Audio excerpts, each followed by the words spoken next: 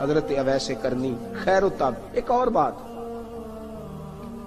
پیار صرف سامنے رہ کے نہیں ہوتا، بن دیکھا پیار بھی بڑا شاندار ہوتا ہے، بڑا شاندار، بڑا ہی شاندار ہوتا ہے۔ میرے محبوب نے اس کو بیان کیا، حبیب پاک سید عالم میرے حبیب رحمت علیہ السلام فرمانے لگے اپنے صحابہ سے، تم نے مجھے دیکھ کے کلمہ پڑھا، تمہیں ایک مبارک، اور جو بن دیکھے میرے نام پر جانے دیتے ہیں انہیں 7 بار مبارکباد۔ حضرت اویس کا یار دیکھیں نا، ایک معنی میں حضور نے یہ بھی بیان کیا، ابو داؤد میں موجود ہے۔ محبوب فرمانے لگے صحابہ سے، بتاؤ کامل ایمان کس کا ہے؟ کہ یا رسول اللہ نبیوں کا۔ فرمایا ان پر تو وہی آتی ہے، یہ ایک معنی میں ہے، ورنہ کامل ایمان انہی کا ہے۔ فرمایا بتاؤ کامل ایمان کس کا؟ کہ یا رسول اللہ صحابہ کا، ہمارا۔ نبی پاک نے فرمایا تم نے تو درختوں کو سجدے کرتے دیکھا ہے، ڈوبے ہوئے سورج کو واپس آتے دیکھا ہے، چاند ٹوٹتے دیکھا ہے۔ کہ حضور پھر فرشتوں کا؟ فرمایا وہ تو اللہ کے عرش کے پاس رہتے ہیں۔ کہ یا رسول اللہ ہماری پھر بس ہو گئی، آپ بتا دیں کامل ایمان کس کا ہے؟ تو محبوب نے فرمایا کامل ایمان ان کا ہے جنہوں نے مجھے دیکھا نہیں ہوگا، جنہوں نے مجھے دیکھا نہیں ہوگا، اور لفظ ہیں حدیث کے، دیکھا نہیں ہوگا پر ان کی خواہش ہوگی اگر ایک دفعہ جلوہ نظر آئے تو وہ ہر چیز قربان کرنے کو تیار، ان کی یہ خواہش ہو۔ حضرت اویس کرنی نے ہمیں بتایا کہ جو بن دیکھا پیار ہے نا، بن دیکھا، جس نے دیکھا نہیں پر اس کی یاد میں تڑپتا، دیکھا نہیں پر اس کی مالا جپتا۔ حضرت ابو ذر غفاری نے پوچھا تھا، ترغیب و ترہیب میں حدیث ہے، یا رسول اللہ صلی اللہ علیہ وسلم کچھ لوگوں سے ہم محبت کرتے ہیں پر ہم ان سے ملے نہیں، ہمارے عمل بھی ان جیسے نہیں، حضور اس محبت کے عوض کچھ ملے گا؟ تو محبوب نے فرمایا اللہ محبت کرنے والوں کو جنت میں جمع فرما دے گا، اللہ جمع کر دے گا، لیکن کبھی کبھی نہ انہیں اعزاز دینا پڑتا ہے۔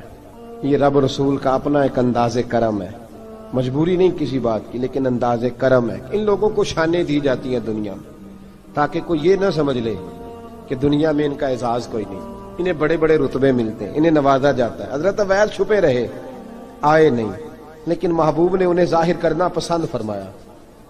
نبی پاک نے ظاہر کرنا، تو اگر محبوب ہی ظاہر کرنا پسند کرے پھر ہو جانا چاہیے، پھر ظاہر اگر وہ پسند کرے تو پھر ظاہر جیم جان دا کچھ وسا نہیں ہوں، جان یار نو دے تے شاد ہو جا، اس سے دل دے ہیں فساد سارے، دل دلبر نو دے تے آزاد ہو جا، جو رکھے آباد تے رو وس دا تے جدوں کرے برباد برباد ہو جا، جو رکھے آباد تے رو وس دا تے جے کر کرے برباد برباد ہو جا۔ بلکہ میں کہا کرتا ہوں وزن نہ بھی بنے تو شعر یوں ہونا چاہیے، جے کر کرے برباد تے چپ کر کے برباد ہو جا، شور نہ کر، خاموشی سے ہو جا۔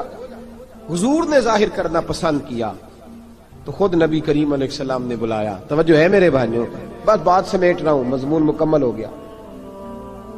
اللہ کے حبیب تو دور رہ کے پیار کر، تحفے تیرے گھر خود پہنچ جائیں گے، شرط یہ ہے کہ تو پیار کر اور فرما برداری کر۔ نبی رحمت صلی اللہ تعالی علیہ وسلم نے مولا علی شیر خدا اور حضرت عمر فاروق، بندے بھی حضور نے وہ چنے جو سرخیل ہیں دونوں، مولا علی فاروق اعظم امیر المومنین، دونوں کو بلایا اور بلا کے فرمایا یہ میرا جبہ لے جاؤ اور میرے بعد، میرے وصال کے بعد وہاں جانا کرن میں تمہیں اویس ملے گا، اسے میرا جبہ دینا۔ اور دیکھو کیا خوبصورتی ہے لفظوں میں، یہ بات ان کی شان کو کہاں سے کہاں لے گئی۔ محبوب فرمانے لگے اسے کہنا میری امت کی بخشش کی دعا کرے، اسے کہنا میری امت کی بخشش کی۔ حضرت علی المرتضیٰ کا رتبہ بھی ان سے زیادہ ہے، جناب عمر کا رتبہ بھی، اس کا مطلب ہے بڑا بھی چھوٹے سے کبھی کبھی دعا کے لیے کہہ سکتا ہے کہ یار میرے لیے دعا کر دینا۔ نبی کریم علیہ السلام نے جبہ دیا، جبہ دے کے بھیجا۔ حضرت عمر گئے ملنے، جناب مولا علی گئے، جا کے پوچھا وہ کدھر ہے؟ کہا وہ دیوانے سے ہیں، گھومتے رہتے ہیں۔ جب ملاقات ہوئی تو حضرت اویس کرنی دوڑے آئے، جناب عمر کہنے لگے آپ کا نام اویس ہے؟ کہنے لگے ہاں عمر فاروق میرا نام اویس ہی ہے۔ پھر آگے بڑھ کے کہنے لگے علی آپ کی طبیعت مبارک کیسی ہے؟